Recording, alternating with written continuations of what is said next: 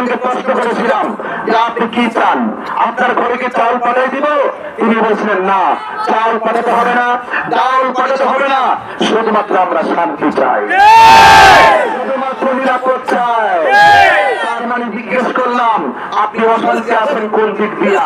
ওই কিছু কিছু মানুষ সারা জীবন আমরা শুধু মামলার প্রেসার দিয়ে রাখে,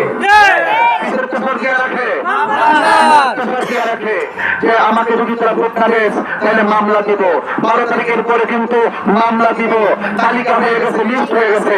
আরে বাবা, এই সমস্ত মামলা বাণিজ্যের রাজনীতি বন্ধ করুন, মানুষকে ভালোবেসে রাজনীতি করুন। সুপ্রিয় জারুলিয়াবাসী, আমরা আপনারা জানেন যে দীর্ঘ 2 মাস ধরে আমরা সোনারঘাট মাধবপুরে রন্ধ্রে রন্ধ্রে চা শ্রমিকদের দ্বারে দ্বারে আমরা নির্বাচনী প্রচার প্রচারণায় আমরা মোমবাতির প্রতীকের নির্বাচনী প্রচারণা শুরু করেছিলাম। এর ধারাবাহিকতায় আজ আমরা নির্বাচনের খুব সন্নিকটে এসে উপনীত হয়েছি। এই সময়টা এত শর্ট হয়েছে যেখানে আমি সব জায়গায় যাওয়া, সবার সাথে বসে কথা বলা, সময়টাকে মানে নির্ধারিত সময়ে পৌঁছার ক্ষেত্রে অনেক ধরনের সমস্যার সম্মুখীন হচ্ছি। সুতরাং এগুলো আমার মনের অজান্তেই হচ্ছে। আমি আপনাদের খেদমতে বলতে চাই, আমরা শান্তি চাই,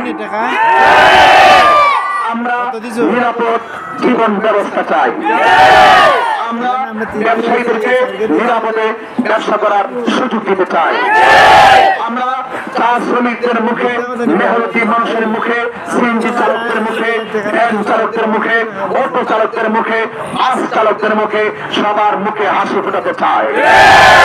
আমার ভাইয়েরা, আপনাদের খেদমতে আমার কথা হলো, আমরা মনে করি যে বর্তমান সংসদে ইসলামী ধর্মীয় মূল্যবোধের যদি উপস্থিতি থাকে তাহলে নিঃসন্দেহে আমি মনে করি একটা এমপি মন্ত্রীও বাংলাদেশের টাকা বিদেশে পাচার করবে না। এখানে যেই বনে পাক নাই সেই বনে শিয়ালি বাঘ হয়ে যায়।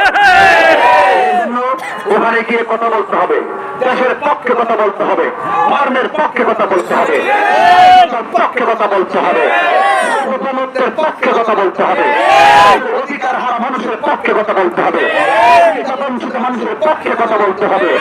আজকে আমরা দেখি যাই সংসদে যায় তারা অনেকে চাটুকার হয়ে যায়।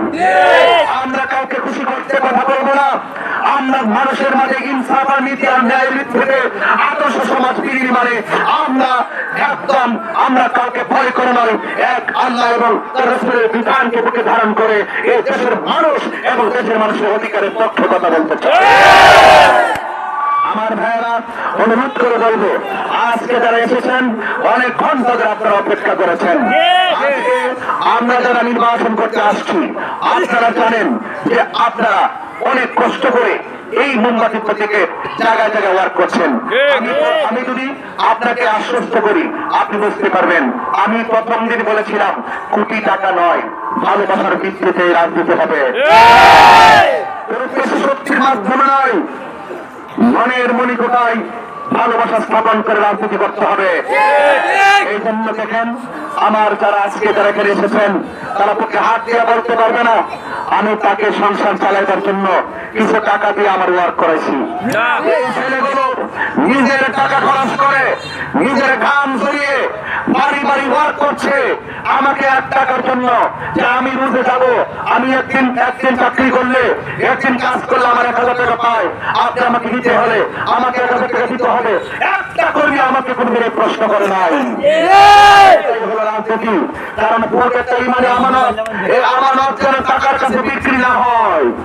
আমাদের দেশে অনেকে ভোটটা নির্বাচন আসলে নিজের নীতিকে বিক্রি করে দেয়, নিজের আদর্শকে বিক্রি করে দেয় এবং নিজের নৈতিক চরিত্রকে বিক্রি করে দেয়। ভোট একটা আমানত, এই আমানতটাকে তারা বিক্রি করে দেয়। এই জন্য দেশের মধ্যে শান্তি আসে না। যে মানুষ নিরঙ্কুশ ভাবে তাকওয়া নিয়ে যদি রাজনীতি করত তাহলে সমাজ একটি আদর্শ সমাজ হয়ে যেত। হিন্দু, খ্রিস্টান, বৌদ্ধ, সনাতন ধর্মীর অনেকে আছে।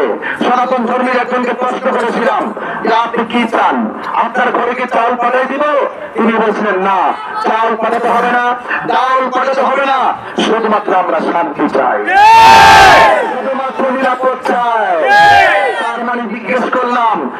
অশান্তি আছেন কোন দিক দিয়া?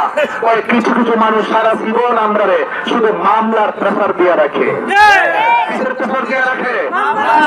প্রেসার দিয়ে রাখে যে আমাকে যদি তোরা ভোট না দেস তাহলে মামলা দিব, 12 তারিখের পরে কিন্তু মামলা দিব, তালিকা হয়ে গেছে, লিস্ট হয়ে গেছে। আরে বাবা, এই সমস্ত মামলা বাণিজ্যের রাজনীতি বন্ধ করুন, মানুষকে ভালোবেসে রাজনীতি করুন, মানুষের চরিত্র গঠনের কথা বলুন, তাইলে দেখছেন এই দেশ শান্তির নিকেতন হবে, শান্তির কাজ হবে। সুপ্রিয় চারুলিয়াবাসী, শেষ কালাম বলছি। অনেকে বলেন আমি যদি এমপি হয় তাহলে আমাকে কোথায় পাবে, কি কয় না? সারা জীবন যে আমার আপনারা দাওয়াত করছেন, ডাইনিকে আমার কোন অসুবিধা হয়েছে? আমার কি বাড়ি বছর আমার ওয়াদা দেখছেন না? আমার সে জবান দেখেন নাই? আমি কি কোনদিন আপনাদেরকে কষ্ট দিয়ে কথা বলছি? আমি কি কখনো আপনাদের ওয়াদা খেলাপ করেছি? তার মানে বোঝা গেল আমার উপরে যখন যে দায়িত্ব আসে আমি সেই দায়িত্ব শতভাগ পালন করি। মাধবপুর মানুষ আমাকে খুঁজতে হবে না। আরে এমপি বানিয়েছেন, সারা জীবন আপনারা তালাশ করছেন, দরজার সামনে দাঁড়িয়ে আছেন, দরজা খুলে নাই, আপনাকে মূল্যায়ন করে নাই, আপনার ভোটে এমপি হয়েছে, আপনাকে চূড়ান্ত মাধবপুর রেখে ঢাকায় গিয়ে ঘুমিয়েছিল, আপনি মাসে একবার খুঁজে পান নাই। আমি কথা দিয়ে যাচ্ছি, আমাকে খুঁজতে হবে না, আল্লাহ যদি আমাকে কবুল করে আমি আপনাকে তালাশ করবো।